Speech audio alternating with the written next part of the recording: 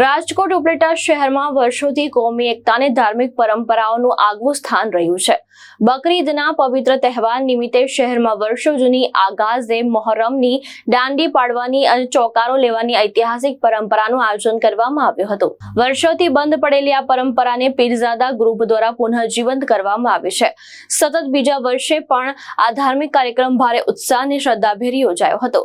ઉપલેટા મોહરમ કમિટીના પૂર્વ પ્રમુખ મરહુમ ઇકબાલ મિયા પીરઝાદાના સમયથી આ પરંપરા ચાલતી આવતી હતી. આ વર્ષે તેમના પુત્ર વસીમ મિયા પીરઝાદા અને પીરઝાદા ગ્રુપના સભ્યોની આગેવાનીમાં આગાઝે મોહરમની દાંડી પાડવામાં આવી હતી તેમજ ચોકારો લેવામાં આવ્યો હતો.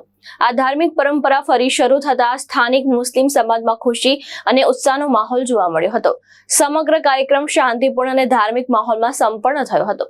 આ પ્રસંગે પીરઝાદા ગ્રુપ, કરબલા ગ્રુપ, ખ્વાજા કે દીવાન ગ્રુપ સહિતના આગેવાન, વડીલો અને યુવાનો મોટી સંખ્યામાં ઉપસ્થિત રહ્યા હતા. ઉપસ્થિત લોકોએ આ પરંપરાને આગામી વર્ષોમાં પણ યથાવત રાખવાનો સંકલ્પ વ્યક્ત કર્યો હતો.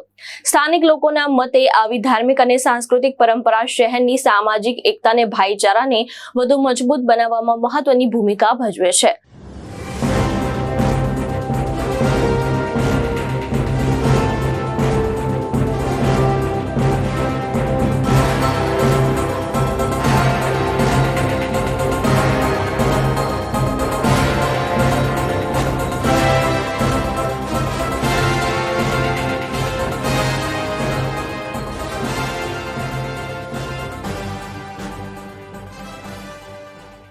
ભાવેશ ગોહિલ, દ્રષ્ટિકોણ ન્યૂઝ, ઉપલેટા, રાજકોટ.